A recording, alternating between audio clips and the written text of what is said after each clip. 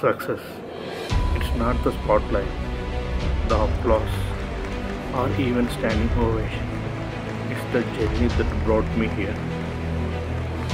The sleepless nights, the countless rejections, the self-doubt that threatened to drown me. ఈ ఆనందం ప్రపంచం నన్ను గుర్తించినందుకు కాదు, ప్రపంచం పట్టించుకునే సమయంలో నన్ను నేను నమ్మి నడిచినందుకు.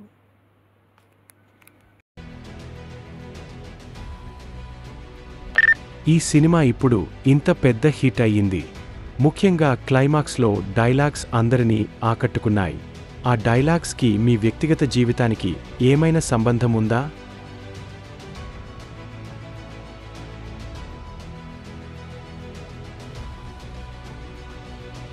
ప్రతి మనిషి తప్పు చేయడం సహజం, కానీ ఆ తప్పు ఒప్పుకోవడంలోనే తన క్యారెక్టర్ ఏంటో తెలుస్తుందని నా ఫీలింగ్. మనం తప్పు చేస్తాం, కానీ ఒప్పుకోవడానికి ఆలోచిస్తాం. ఎందుకంటే మనలో మనకై ఒకటి సృష్టించుకున్నాం కదా.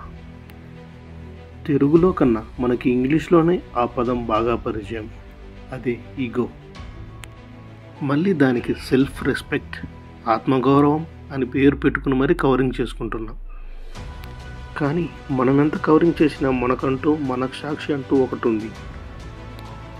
అది మనకు చెప్తూనే ఉంటుంది ఏం చేశామో చేస్తున్నామో. ఇతరులకి కాదు, మనం మనస్సాక్షికి సమాధానం చెప్పుకుంటే చాలు.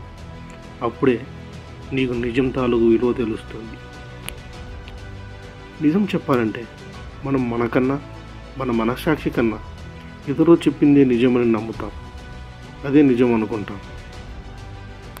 అలా ఉన్నంతకాలం మనం ఒకరి మీద ఆధారపడాల్సింది. ముందు మనల్ని మనం నమ్మాలి, మన మనస్సాక్షిని నమ్మాలి. తప్పు చేస్తే ధైర్యంగా ఒప్పుకోవాలి. నా దృష్టిలో కత్తిపట్టి యుద్ధం చేసేవాడి కన్నా నేను చేసింది తప్పు అని ఒప్పుకునేవాడికే గట్స్ ఎక్కువ. మనం తప్పు చేసినప్పుడు రెండు దారులు ఎదురవుతాయి. ఒకటి, మనస్సాక్షిని అంగీకరించి తప్పు ఒప్పుకోవడం. రెండు, నేనేం తప్పు చేశా, అది ఇలా ఇది ఇలా అని కవరింగ్తో తప్పించుకోవటం. నేనైతే మొదటి దానికే ప్రాధాన్యత ఇస్తా.